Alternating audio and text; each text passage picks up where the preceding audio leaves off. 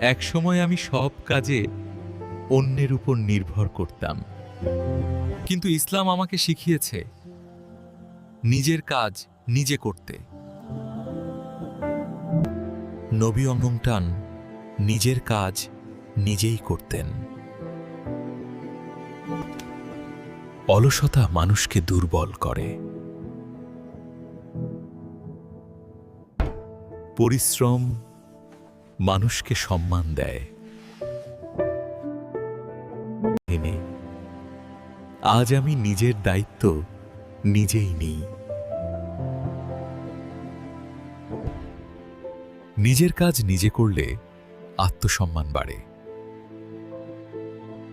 ইসলামের আলোকে জীবন গড়াই আসল সাফল্য। আজ থেকেই শুরু হোক পরিবর্তন।